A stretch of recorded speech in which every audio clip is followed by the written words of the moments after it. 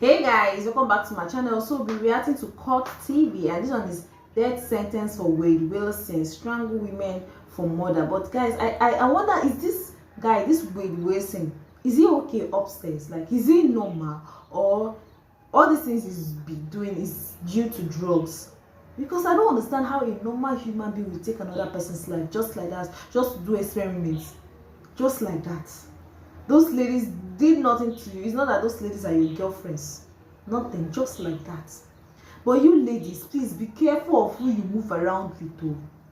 Because life now one. Oh. We only get one life, not be two. Now one life. We only have one life. Life is one. After this one, no one else again.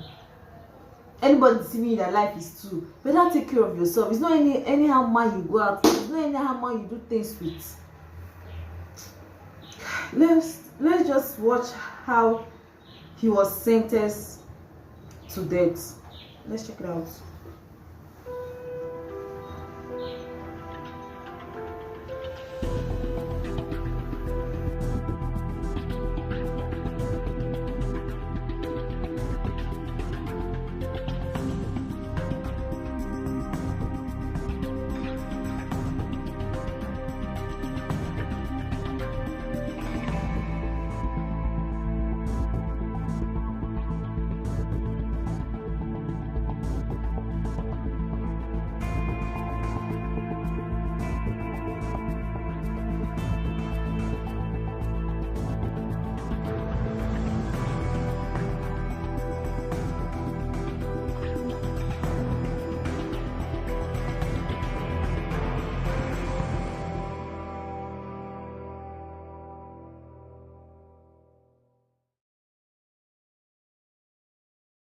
Fortunately, let's see.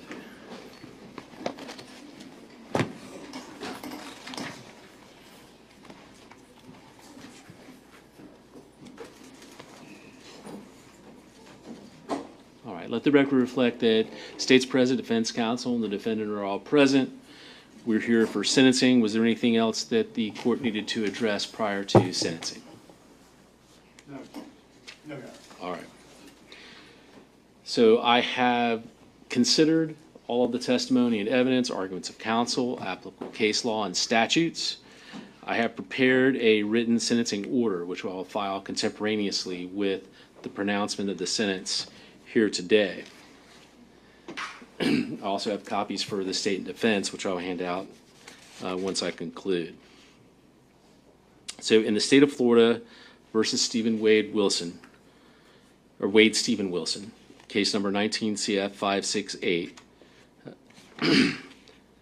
the court will read aloud the portion of the sentencing order related to the sentencing circumstances and proportionality. In evaluating the aggravating and mitigating factors, the court does not engage in a mere counting procedure, but instead makes a reasoned judgment based on the totality of the circumstances. In reaching this decision, the court is mindful that because death is a unique punishment in its finality, its application is reserved only for those cases where the most aggravating and least mitigating circumstances exist. The law never requires the imposition of a death sentence. In this case, the totality of the circumstances indicates the defendant, with premeditation, beat and strangled Christine Melton in her home before stealing her vehicle and driving to meet his girlfriend, Melissa Montanez. After Montanez refused to get into the car with him, the defendant battered her in broad daylight. The defendant told law enforcement, when Ms. Montanez managed to flee from the defendant, he fled the scene and drove back to Cape Coral, where he decided that he would murder another person. He saw Diane Ruiz walking to work and pulled over, pretending to ask for directions. She got into the car to provide directions, but the defendant strangled her when she tried to exit. He then drove to an empty lot, strangling her into unconsciousness at least one additional time on the way there. When she tried to flee from the car, he drove over her at least one time, inflicting mortal injuries to her spine, ribs, and neck. The evidence showed that both murders were heinous, atrocious, and cruel, and that the second murder was cold, calculated, and premeditated. The defendant inflicted serious physical and emotional pain to the victims.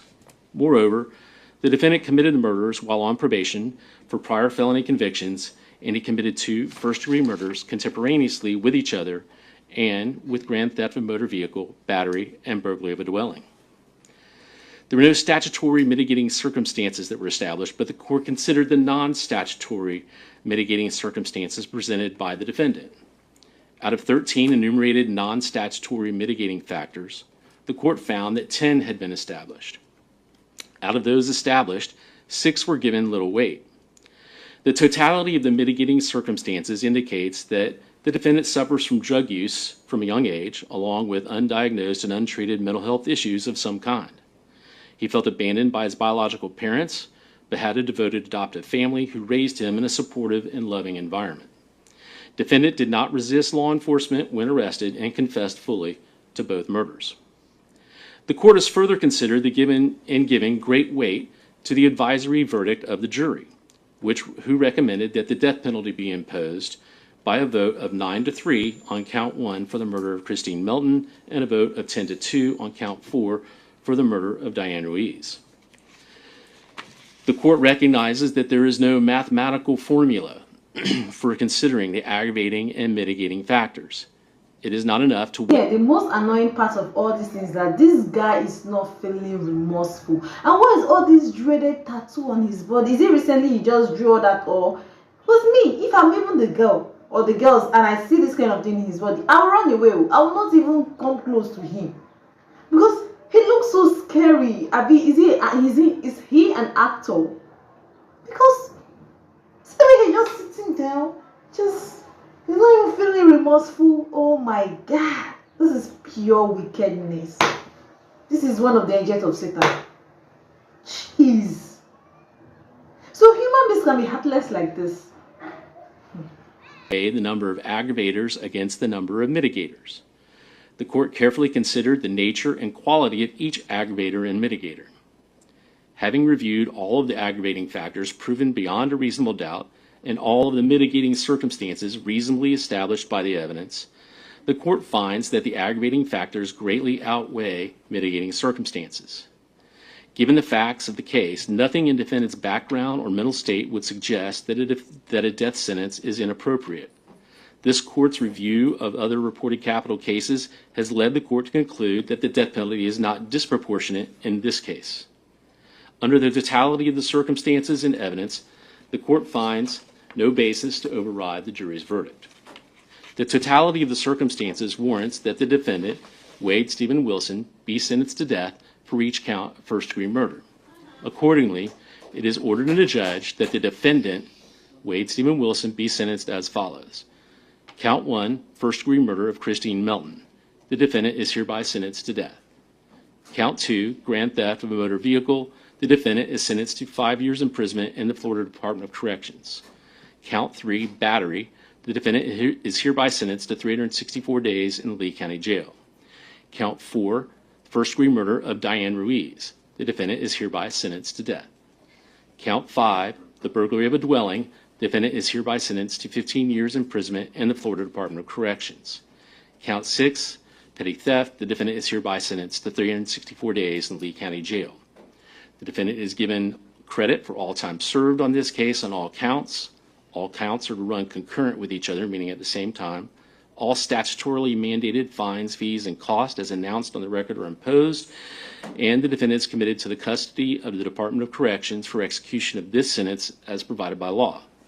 The defendant is hereby notified that these convictions and sentences are subject to automatic review by the Florida Supreme Court. If he cannot afford an attorney to represent him in any appeal, the court will appoint one for him. Are there any other matters to present to the court? Briefly, Judge, the state would be seeking $17,500 cost of prosecution. I'm sorry, how much? $17,500, Judge. All right. Any objection? No, sir. All right. That will be imposed then. Any other terms or conditions? Absolutely, Judge. We just want to make sure that Mr. Wilson has absolutely no contact with the victim's family. There'll be no contact ordered with any of the victim's family members and anything else. No, Your Honor. Thank you. All right. Judge, I understand he has other cases pending here elsewhere. Mr. Wilson asked me to ask the court in whatever authority you have to get him to death row as soon as possible. Okay. Well, in relation to those other cases, I know we have cases pending here in this circuit. Today is not the day to handle those. I would maybe put those, I could do it as early as September 16th. I believe that's Monday morning. That's Malcolm's case, Judge. Yes, Your Honor. Malcolm Dowling from Mr. Wade Wilson. September 16th would be fine, but. Okay. Well, I think it'd be more appropriate to handle that at a different time. So let's do that September 16th then at 9 a.m. for the other cases, which are case numbers 20 CF 16591 and 23 CF 15499. Okay. And we have court on the 16th, right? Yes, Your Honor. Okay. Judge, if I may, he also has a VOP warrant out of Broward County, Palm Beach County. I'm going to get in touch with the authorities over there, but if need be, we'll ask the court to ROR him on that VOP warrant so he can be taken up to. Well, that's start. not a motion in front of me today, but if you certainly be able to file whatever you want to file, and Yes, sir. I'll consider it. Thank you. All right. Anything else?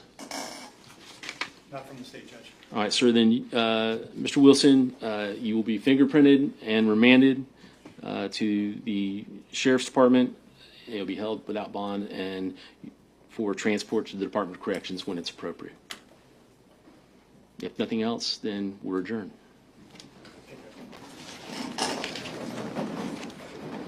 Where is I'll he give you your going? copies. And guys, why does he even have a lawyer? What was he even whispering to that man? Mr. Shirley or Yes, Mr. he doesn't Palmer? really even. There's no need for someone to come and defend him One for the state, one for the defense. because, like, I Thank I totally agree with the sentence and everything. For what he did to those victims, those innocent victims, he should not regret for what he has done.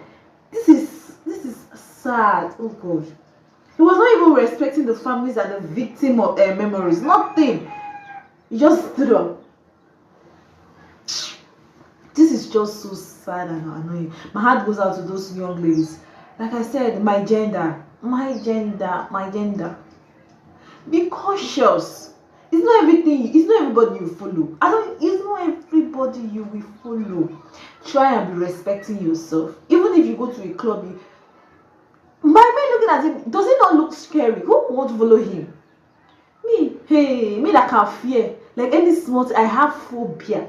Any small thing, you see, I will see this man like this, and you are saying, stop there. You think me I will follow? That's when I will carry my slippers and dust it and run. Oh God. Like, he's not, oh God. He should go and burn in hell because he doesn't even, I don't even know what to say. Like, this, Jesus. Let me know your thoughts in the comment section. Like, watch, and subscribe to my channel, and have a wonderful day. Bye bye.